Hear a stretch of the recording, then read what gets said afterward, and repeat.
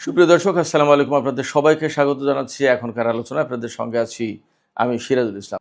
দর্শক, মালয়েশিয়া থেকে ইসরায়েলি নাগরিক বহিষ্কার করার ঘটনায় আমেরিকা এবং মালয়েশিয়ার মধ্যে উত্তেজনা তুঙ্গে পৌঁছেছে। মালয়েশিয়ার রাষ্ট্রদূতকে মার্কিন পররাষ্ট্র দপ্তরে ডাকা হয়েছে, তবে মার্কিন পররাষ্ট্র দপ্তরের প্রশ্নের মুখে কড়া জবাব দিয়েছেন ইসরায়েলি রাষ্ট্রদূত।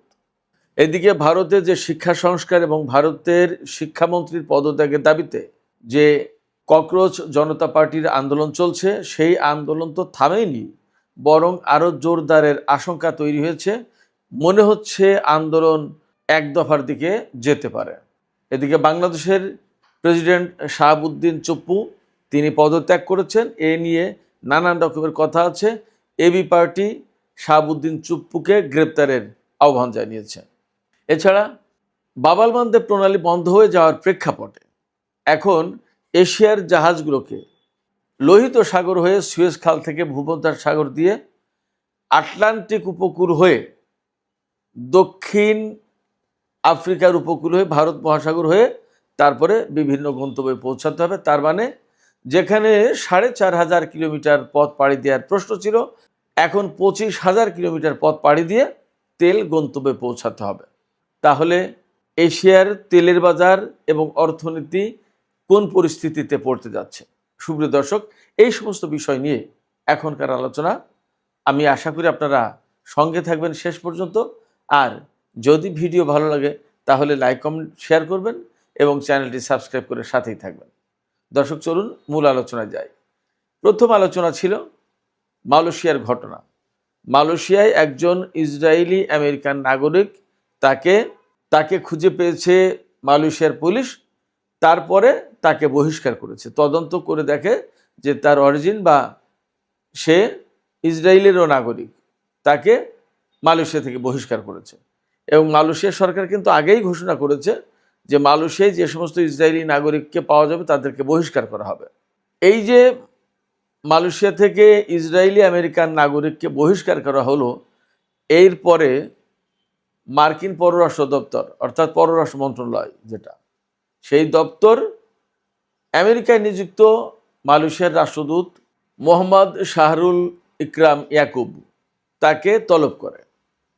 তলব করা মানে কি আপনারা বুঝতে পারছেন। আমেরিকা যেহেতু বিশ্বের এখনও ১ নম্বর শক্তি বলে তারা নিজেদেরকে দাবি করে, সেক্ষেত্রে মালয়েশিয়ার মতো একটা দেশ, এশিয়ার দেশ, সেই দেশের রাষ্ট্রদূতকে ডেকে তো নিশ্চয়ই খুব চা কফির আপ্যায়ন করে খুবই বিনয়ের সাথে আমেরিকা জিজ্ঞেস করেছে, ব্যাপারটা তো এমন নয়।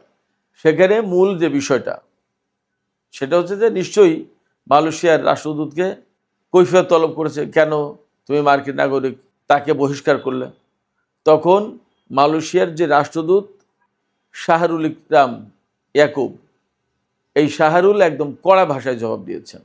তিনি পরিষ্কার করে বলেছেন যে মালয়েশিয়া নিজের নীতিতে অটল আছে। মালয়েশিয়া ইসরায়েলকে বৈধ কোনো রাষ্ট্র বলে মনে করে না, এবং এই যে ইহুদিবাদী যে সরকার তাকেও বৈধ মনে করে না। অতএব ওই দেশের কোনো নাগরিক মালয়েশিয়ায় যাবে এটা মালয়েশিয়া চায় না, পছন্দ করে না, যেতে পারে না। মালয়েশিয়ার সাথে যেহেতু ইসরায়েলের কোনো সম্পর্ক নেই, অতএব ইসরায়েলের কোনো নাগরিক মালয়েশিয়ায় যেতে পারবে না, থাকতে পারবে না। এটা আমাদের আজকের হঠাৎ করে নতুন কোনো নীতি না, এটা আমরা শুরু থেকে এইভাবে এই নীতি অনুসরণ করে আসছি এবং এই নীতিতে মালয়েশিয়া বহাল আছে, এটাই বহাল থাকবে। অতএব ইসরায়েলের যে নাগরিককে বহিষ্কার করা হয়েছে সে মার্কিন ইসরায়েলি নাগরিক নাকি ইসরায়েল মার্কিন নাগরিক এটা কিছু আসে যায় না।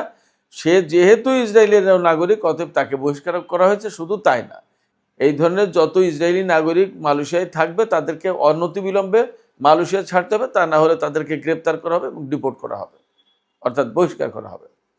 এই ঘটনার পর আমেরিকান কংগ্রেসের অর্থাৎ মার্কিন কংগ্রেসের ৮ জন সদস্য মার্কিন পররাষ্ট্র দপ্তর বা মার্কিন সরকারের প্রতি আহ্বান জানিয়েছেন যে মালয়েশিয়া যে বাড়াবাড়ি করেছে সেই বাড়াবাড়ির কারণে তার বিরুদ্ধে ব্যবস্থা নেওয়া হোক এবং তাদের সাথে অর্থাৎ মালয়েশিয়ার সাথে অর্থনৈতিক ও কূটনৈতিক সম্পর্ক পুনর্বিবেচনা করা হোক। তার মানে ও সম্পর্ক প্রয়োজনে ভেঙে দাও, বাদ দাও। মালয়েশিয়ার সাথে অর্থনৈতিক লেনদেন বন্ধ এবং তার সাথে কূটনৈতিক সম্পর্ক রক্ষার দরকার নেই। শুধু তাই না, মালয়েশিয়ার সাথে আমেরিকার একটা চুক্তি আছে, যে চুক্তির আওতায় মালয়েশিয়ার সামরিক বাহিনীর লোকজনকে প্রশিক্ষণ দেওয়া হয়, সেই চুক্তিও বাতিল করে দিতে বলেছে, যে এর অধীনে আমেরিকার পয়সা খরচ করে মালয়েশিয়ার সেনাদেরকে প্রশিক্ষণ দেওয়ার কোনো প্রয়োজন নেই। পরিস্থিতি কিন্তু আমেরিকা এবং মালয়েশিয়ার ভিতরে যথেষ্ট উত্তেজনাপূর্ণ এবং সংকটাপন্ন হয়েছে। এইরকম পরিস্থিতির ভেতরে মালয়েশিয়ার প্রধানমন্ত্রী আনোয়ার ইব্রাহিম তিনি বিবৃতি দিয়েছেন, তিনি বক্তব্য দিয়েছেন, তিনিও পরিষ্কার করে ঘোষণা দিয়েছেন যে কোনো মতেই আমেরিকার কাছে মালয়েশিয়া নত স্বীকার করবে না এবং কোনো চাপের মুখে মালয়েশিয়া তার অবস্থান বদলাবে না। যে ইসরায়েলের ব্যাপারে মালয়েশিয়া সরকার দীর্ঘদিন ধরে এই যে নীতি অনুসরণ করে আসছে যে কোনো মতেই মালয়েশিয়া ইসরায়েলের সাথে সম্পর্ক করবে না এবং ইসরায়েলের সরকারকে বা ইসরায়েলকে রাষ্ট্র হিসেবে স্বীকৃতি দেবে না, সেই নীতি থেকে আমরা সরে আসবো না, এটা হতে পারে না। তিনি বলেছেন তার জন্য যদি আমেরিকা মালয়েশিয়ার সাথে অর্থনৈতিক সম্পর্ক ছিন্ন করে বা যা করে করুক, কিন্তু আমাদের অবস্থার পরিবর্তন হবে না। আনোয়ার ইব্রাহিম আরও বলেছেন যে মালয়েশিয়ায় ইসরায়েলি নাগরিকদের প্রবেশ করতে দেয়া হবে না, এই যে নিষেধাজ্ঞা, এই ব্যাপারে মালয়েশিয়ার অবস্থানে কোনো পরিবর্তন হবে না। একই সাথে তিনি বলেছেন বিদেশি কোনো সরকারের চাপ মালয়েশিয়ার এই সিদ্ধান্তকে প্রভাবিত করতে পারবে না। পাশাপাশি ফিলিস্তিনিদের প্রতি মালয়েশিয়ার যে সমর্থন, যে দৃষ্টিভঙ্গি, এটা ছিল, আছে এবং থাকবে, এর কোনো ব্যত্যয় হবে না। আনোয়ার ইব্রাহিম আরেকটা গুরুত্বপূর্ণ কথা বলেছেন, ফিলিস্তিন বা ইসরায়েলের ব্যাপারে মালয়েশিয়া যে দৃষ্টিভঙ্গি পোষণ করে, এই যে অবস্থানগুলো নিয়েছে, এটা তো এমনি এমনি নেয়নি। ফিলিস্তিনিদের প্রতি ইসরায়েলের যে নিপীড়ন, হত্যাযজ্ঞ, নিষ্পেষণ, অত্যাচার, নির্যাতন এবং ফিলিস্তিনি ভূখণ্ড দখলদারিত্বের যে নীতি ইসরায়েল অনুসরণ করে এসেছে, এই সমস্ত দেখেই মালয়েশিয়া ফিলিস্তিনিদের ব্যাপারে এবং ইসরায়েলের ব্যাপারে এই নীতি অনুসরণ করে। এটা হঠাৎ করে আসমান থেকে পড়া কোনো বিষয় নয়। সুপ্রিয় দর্শক, এই যে মালয়েশিয়া এবং আমেরিকার মধ্যকার যে সমস্ত কথাবার্তা, বাকবিতণ্ডা বা উত্তেজনা টানা পড়েন, আমার কাছে মনে হচ্ছে বিষয়টা আরও খানিকটা দূর গড়াতে পারে। কারণ ডোনাল্ড ট্রাম্প ক্ষমতায়, ডোনাল্ড ট্রাম্পের মূল মিশন হচ্ছে ইসরায়েলের স্বার্থ রক্ষা করা। ব্যাপারটা যদি তাই হয়, তাহলে ডোনাল্ড ট্রাম্প হয়তো মালয়েশিয়ার ব্যাপারে নতুন করে কোনো বক্তব্য দিতে পারেন এবং সম্পর্কের বিষয়টি পুনর্বিবেচনা করলেও করতে পারে। জাস্ট এখন অপেক্ষা করার ব্যাপার, আসলে আমেরিকা মালয়েশিয়ার ব্যাপারে নতুন কোনো সিদ্ধান্ত ঘোষণা করে কিনা, নতুন কোনো সিদ্ধান্ত গ্রহণ করে কিনা, সেটা দেখার জন্য আমাদের অপেক্ষা করতে হবে। সুপ্রিয় দর্শক, এবার আমরা একটু ভারতের বিষয়ে কথা বলি। ভারতে আমরা সবাই জানি যে প্রশ্নপত্র ফাঁস, শিক্ষা সংস্কার এবং শিক্ষামন্ত্রী ধর্মেন্দ্র প্রধানের পদত্যাগের দাবিতে ব্যাপক আন্দোলন চলছে এবং এই আন্দোলন ককরোচ জনতা পার্টি, অর্থাৎ বলা যায় যে অনেকটা যুব সমাজের একটা আন্দোলন, সামাজিক আন্দোলন, ডিজিটাল আন্দোলন। কিন্তু এই আন্দোলন এখন ভারতব্যাপী ছড়িয়ে পড়েছে। গতকাল যে কর্মসূচি ঘোষণা করেছিল, আজকে সারা ভারতে আন্দোলনের পক্ষে বিভিন্ন রকমের মিছিল, মিটিং, সমাবেশ হবে। সরকারের শিক্ষামন্ত্রীর পদত্যাগের দাবিতে বিভিন্ন রকমের কর্মসূচি পালিত হবে। মোটামুটি প্রায় ভারতের বেশিরভাগ প্রদেশে, বহু জায়গায়, বহু জেলায় এই কর্মসূচি পালিত হয়েছে। এমনকি পশ্চিমবঙ্গেও এই আলোচনা শুরু হয়েছে, এই কর্মসূচি পালিত হয়েছে কোথাও কোথাও। কোনো কোনো ইউনিভার্সিটিতে বড় রকমের আন্দোলন সমাবেশ হয়েছে। পশ্চিমবঙ্গের সাবেক মুখ্যমন্ত্রী মমতা ব্যানার্জি, তিনিও এই আন্দোলনের প্রতি সমর্থন দিয়েছেন। এছাড়া মূল কংগ্রেস, তারা তো সমর্থন দিয়েছেই। তারপরে ভারতের যে বামপন্থী আন্দোলন সিপিআই ব্র্যাকেটে যেটা এম, সিপিআইএম যেটা, তারা সমর্থন দিয়েছে। এছাড়া বিভিন্ন প্রাদেশিক বা লোকাল সংগঠন, রাজনৈতিক সংগঠন, সামাজিক সাংস্কৃতিক বিভিন্ন পর্যায়ের সংগঠন এই আন্দোলনের প্রতি সমর্থন দিয়েছে। সেক্ষেত্রে মোদী সরকার অ্যাকচুয়ালি খুব বড় রকমের বিপদে পড়েছে। এর ভিতরে ডেভেলপমেন্ট হচ্ছে যেটা, সেটা হচ্ছে যে মোদী সরকার একটা বিষয় মেনে নিয়েছে, কতগুলো ঘোষণাও দিয়েছে যে দ্রুত তদন্ত করা হবে, 3 মাসের ভিতরে তদন্ত শেষ করা হবে এবং যারা এর সাথে জড়িত তাদের 10 বছরের কারাদণ্ড এবং 10 কোটি টাকা সম্ভবত জরিমানা করা হবে। এরপরে এই যে প্রশ্নপত্রে ফাঁসের ঘটনায় যারা আত্মহত্যা করেছে, সেই সমস্ত শিক্ষার্থীর পরিবারকে ক্ষতিপূরণ দেওয়া হবে। এরপরে এই আন্দোলনে যারা আটক হয়েছে তাদেরকে ছেড়ে দেবে। এই সমস্ত কতগুলো ঘোষণা দিয়েছে, কিন্তু আসল জায়গায় মোদী সরকার ঘোষণা দেয়নি এবং সেই জায়গা থেকে ককরোচ আন্দোলন কিন্তু সরেওনি।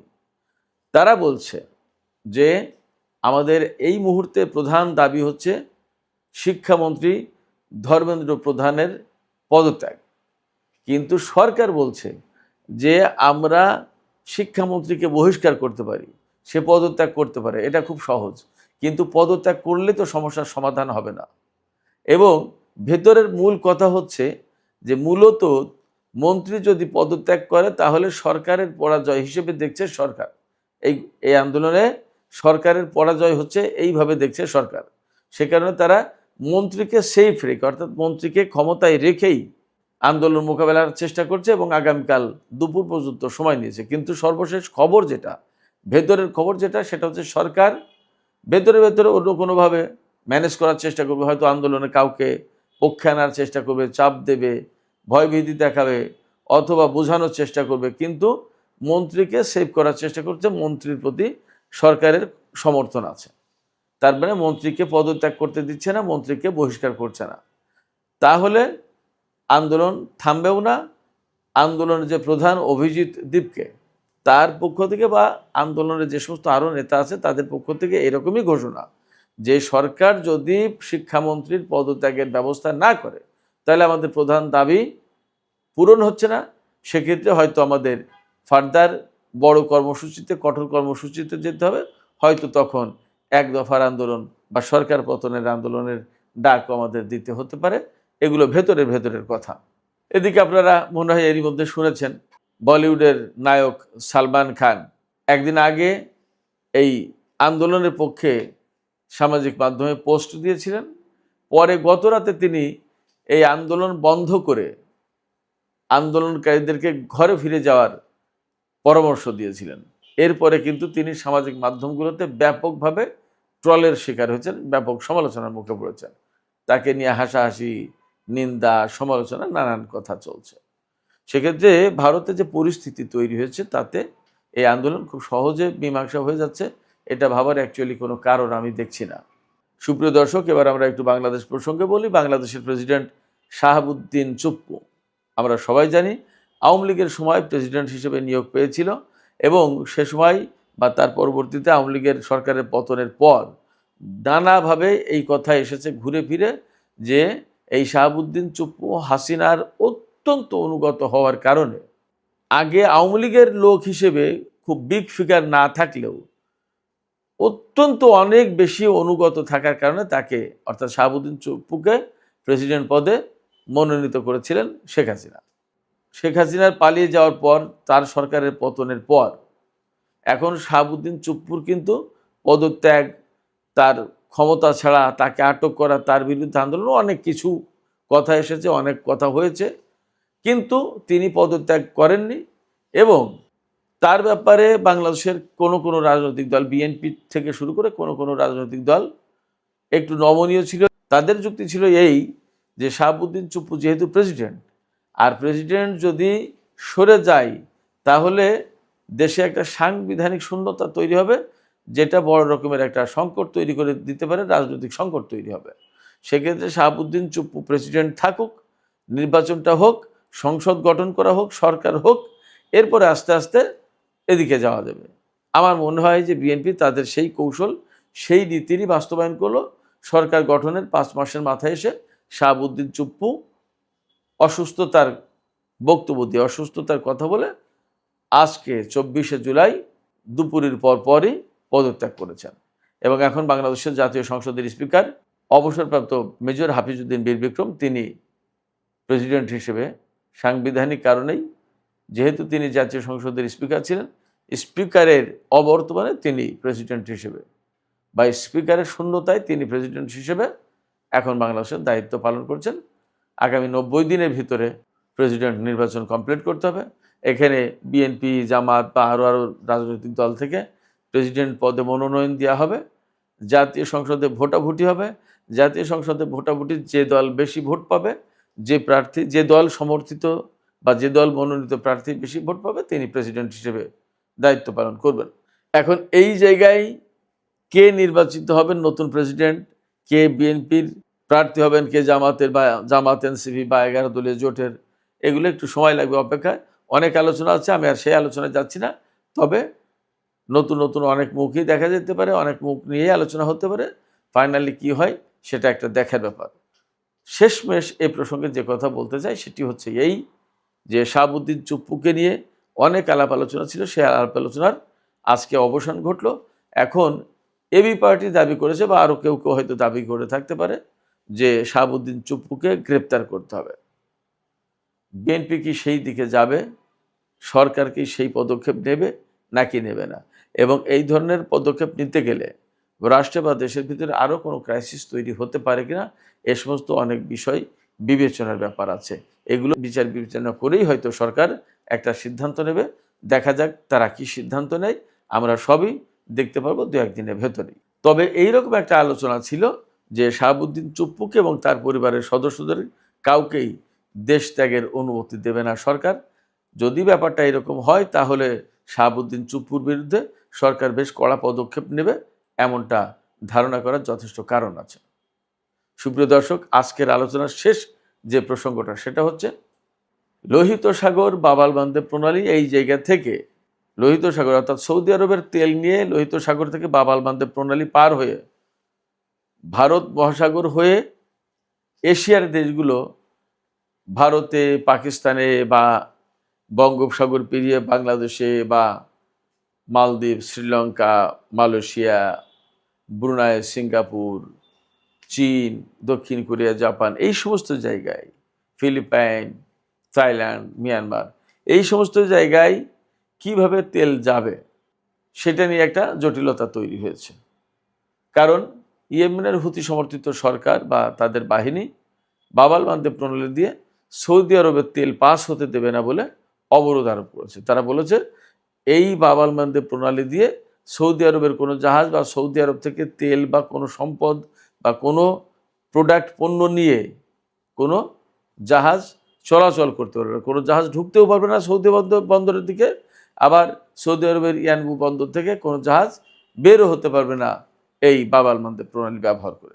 এইরকম একটা প্রেক্ষাপটে এখন নতুন করে সিদ্ধান্ত হচ্ছে যে এশিয়ার অনেক দেশ বাব-আল মানদেব প্রণালী দিয়ে না এসে সৌদি আরবের ইয়ানবু বন্দর থেকে তেল নিয়ে সোজা পশ্চিম দিকে লোহিত সাগর পার হয়ে সুয়েজ খাল পার হয়ে মিশরের, তারপরে আপনার ভূমধ্যসাগর পেরিয়ে আটলান্টিক দিয়ে আফ্রিকা, পশ্চিম আফ্রিকা ঘুরে দক্ষিণ আফ্রিকার উপকূল দিয়ে, একেবারে দক্ষিণ আফ্রিকার উপকূল দিয়ে আস্তে আস্তে, ওটাও তখনও কিন্তু আটলান্টিক মহাসাগর, তারপরে ভারত মহাসাগরের দিকে আসবে। ভারত মহাসাগর থেকে এইবার কোনোটা মালদ্বীপ, শ্রীলঙ্কার দিকে যাবে, কোনোটা মালাক্কা প্রণালী হয়ে সিঙ্গাপুর, মালয়েশিয়া, ইন্দোনেশিয়া, ফিলিপাইন, চীন, জাপান, কোরিয়া, থাইল্যান্ড, এই সমস্ত দিকে যাবে। থাইল্যান্ডে মালাক্কা প্রণালী দিয়ে থাইল্যান্ডে যাওয়ার প্রশ্ন নেই। ভারত মহাসাগর থেকে মিয়ানমার, থাইল্যান্ড, বঙ্গোপসাগর হয়ে বাংলাদেশ, এই সমস্ত দিকে আসবে। ভারত, পাকিস্তান ওদিকে যাবে।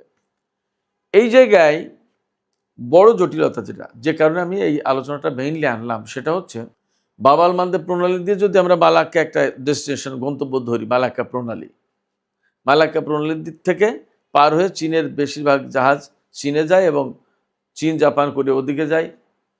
অনেক তেলের প্রয়োজন, তাইওয়ান, ফিলিপাইন, অনেক তেলের প্রয়োজন।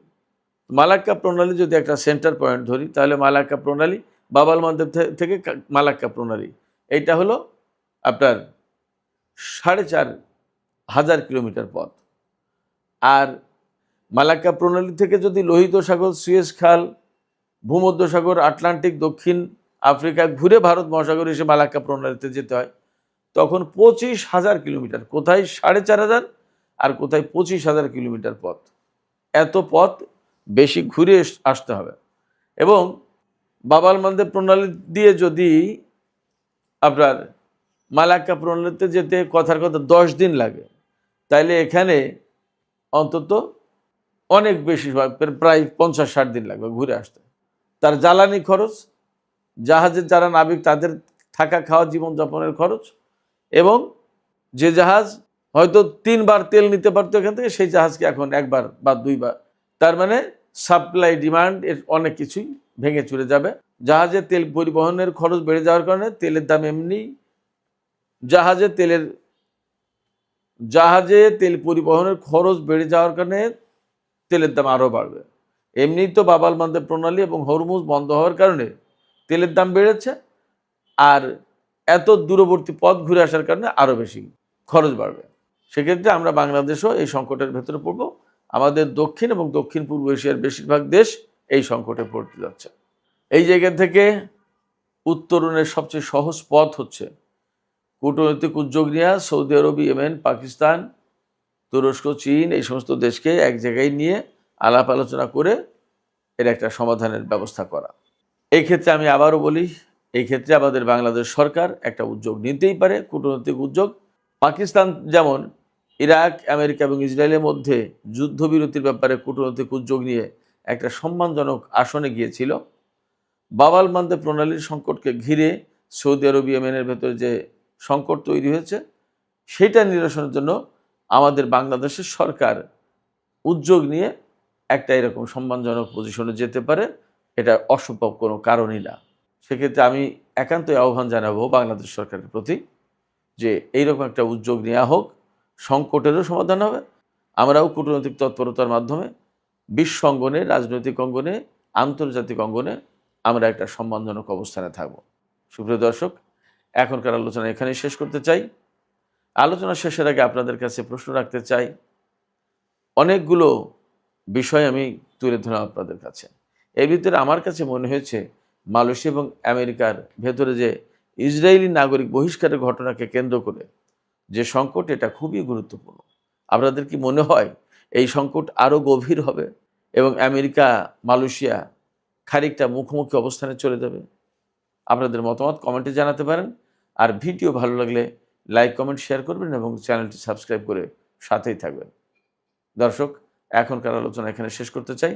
আপনারা সবাই অনেক অনেক ভালো থাকুন। আল্লাহ হাফেজ।